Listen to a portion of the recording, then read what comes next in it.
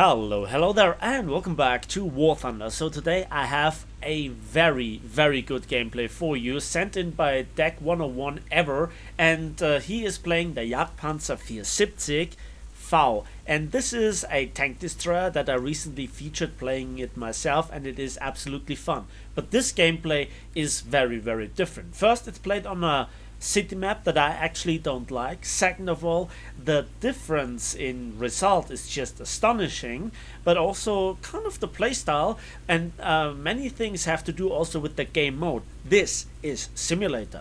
Before we talk about the gameplay in detail, I want to invite you guys to my Discord, which I created, or it was created with the helps of many people, and this is your chance to interact with me. This is your chance to participate in research, in bug hunting, and first of all, playing War Thunder, some other games, and just have a good time, hopefully. This is your chance of becoming part of the community, even more so than only on YouTube, that is, and you will find the link in the video description down below, and also in the comment section in my pinned post.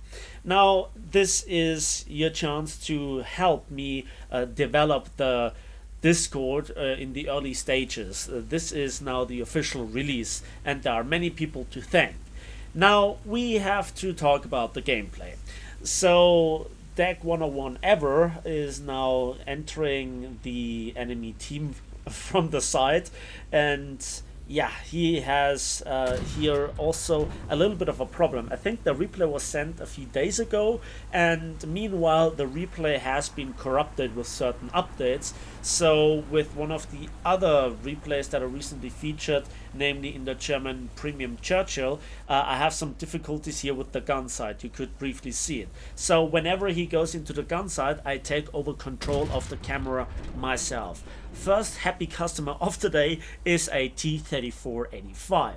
Now, what is so great about this tank, if you haven't seen my video recently? Well, it is that it has practically the Panther gun in a case-made tank destroyer. It is more or less the chassis from a Panzer IV, but it is very well angled at the front of 80mm. The gun mantlet with a so-called Sauerkopf blende is highly effective, and it is just so good at playing. This is a little bit of the armor meta, as we can see here right there, and that was a bounce and a kill. That's already 4 kills, and there is also then another customer, the T-34-85, and this is how the gun sight would look. Yeah, took over control of the camera just a fraction of a second too late. So this is simulator battle, and yeah, finally we can see on the minimap that the enemy team has decapped a long time ago, and his team has suffered many casualties early on. And him in this flanking position, he was just in the right spot at the right time. He bounces another shot and kills yet another tank. That is kill number 6. Can you believe it? This is absolutely awesome how he goes into this simulator battle. Now, why am I not playing simulator battles, you might ask? I'm playing this game for so long. However, this is now a little bit of a story time about me playing simulator battles. I've played tens and thousands of battles in both air, RB, and ground, in air, and also ground battles, and also realistic battles, tens of thousands both in the air and on the ground. I also played thousands upon thousands of matches on the seas of War Thunder, but simulator battles I played just a couple of hundred of them, and that is because they are so insanely intense. That was an unlucky bounce. Now the thing is, you have a different view. You only have the commander's view, where it is like in RB if you would zoom in on the commander's view, and you then have only also available the driver's view and the gunner's view. And this is then really hampering a lot of the playstyle that I'm used to, looking around the corner in a city fight.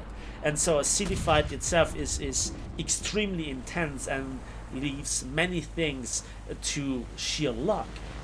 You know, you can try to listen around the corner, if you will, you can try to get into a long range position, but looking around the corner could reveal many threats and could save you the life. And this is one of those factors that we enjoy in this replay. So this tank is really great, especially for long range sniping and for ambushing, for going through tough armor, and also frontal engagements. Beautiful. That is kill number 9 already, and yeah, he is looking around. He is deep into enemy territory, and then finally he looks to the right and sees the KV-122, just a shadow. Again, this is simulator battles where you have no markers and you even very often don't know where your teammates are. You really have to watch out to not team kill anybody, and that is an issue. So when it comes to this match, the fight goes forth and back, and he has now already a double ace in simulator battles. I was already proud of my ace when I played a long time ago the BMP-1, which is an absolutely phenomenally good tank for a simulator on open maps. However, I would go nuts. I would go fully nuts in a city fight environment in a tank destroyer. This is something that I personally absolutely cannot stand, but it seems like Deck 101 ever has no issues whatsoever with it. Yes, there is a portion of luck. Yes, there was quick reaction time, good aim, and also positioning.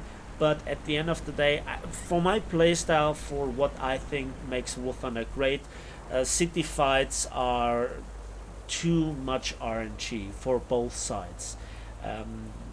City fights take a lot of stuff away, and also I have to say there is too much stuff in the way. Cars, lampposts, trees, bushes, fences, all that stuff. And especially if you, in the early gameplay stages where you have to force your way through this unnecessary stuff, this is what really kills me. But I'm not ranting, I'm just merely explaining why I absolutely don't like city fights. And as much or as often as I get killed by stupid engagements, when I was pinned down by one enemy and I couldn't really go forth and back because of the building arrangement, sometimes it also can give you lots of killing opportunities, as it is upcoming right now. Again, I have to take over control of the camera, and then just as painted, there is a kill on an M18. The Su-85 reacts just a little bit too late, and before he can swing the gun around completely, he gets also killed. Nice double kill. There is a KV-85 completely oblivious to what's going on. He tries to cap, but then he was decapitated with a crew knockout with a beautiful shot into the side, and that's 13 kills. But Deck 101 ever is not done yet. There is a T-34-85, so he probably heard him. Now he sees him, and yeah, again, that was the camera in its original control. The replay is a little bit bugged, but that was what, a quadruple kill, just like that. So he was just at the right time, in the right spot, and he took the large portion of the remaining enemy team by surprise, and now his team can actually try to cap again. But he also has here a Hellcat problem, and the Hellcat, that is also quote-unquote a tank destroyer, but it is quite the opposite.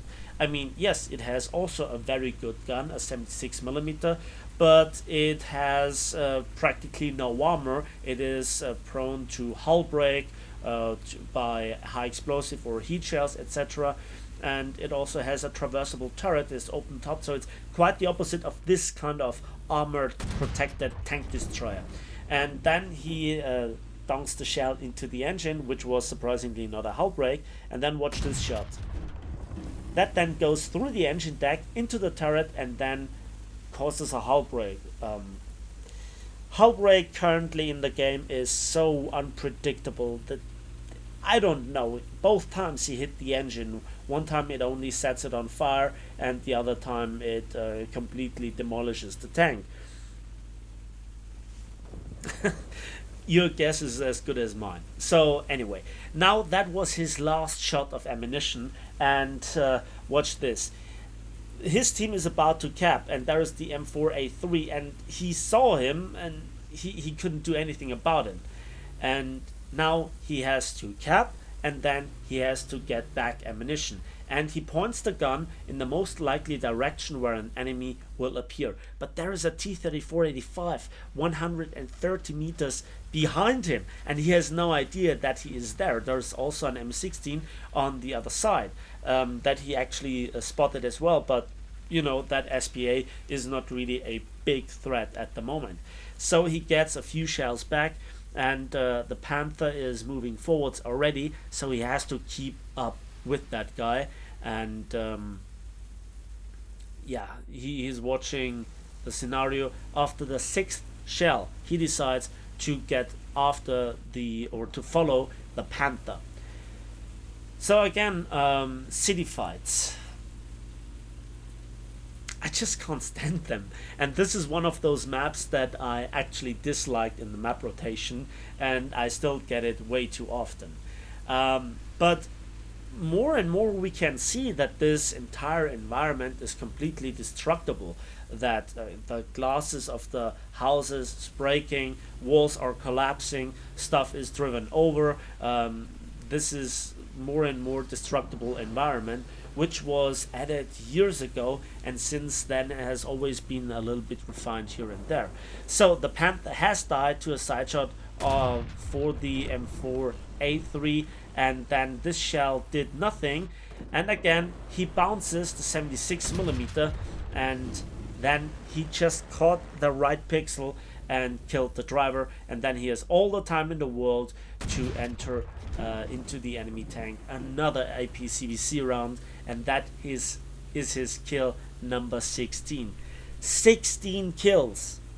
So even if you have a complete lineup and tanks and planes and all the best in the best seal clubbing manner, that in RB or even arcade, that is a rather rare result. That is more than a triple ace, and he has done it so far in one tank in simulator battles. But watch this, and I have to pause here the replay quickly. There is a T-34-85 and an SU-152, and the SU-152 actually killed the T-34-85, and then now got wrecked because of this team killing. That was hilarious. That was both lucky and hilarious, and probably Thundershow material. Anyways, that was the last bit of action for the next 5 minutes that I decided to just simply cut out because they were hunting the last remaining enemy. And sometimes all the good things come together, and it is indeed Deck 101 ever that catches the last enemy, and this is his kill number 17, and that in fact was the last player left alive on the enemy team. And with 2 caps, 4,000, nearly 4,300 score points, and more than a triple ace, and that in one tank left alive in simulator battles.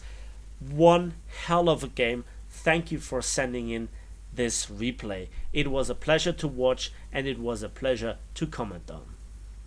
So simulator battles, I think I should get a bit more into them, because they're always causing a lot of blood pressure in a good way. They're very intense, and they also have this feeling of, for me personally, of the early days of War Thunder Ground Forces, where I actually played them probably the most.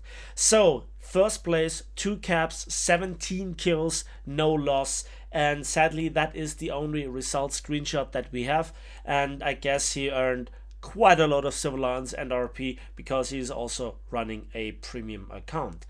That's it for me today, so thanks for watching, thanks for listening. I hope you enjoyed this video. Please give it a like if it did, subscribe if you want to see more. Don't forget to join my Discord, again link in the video description down below and in the posted comment. And as usual, we will see each other on the waves, in the skies, and on the battlefields of War Thunder.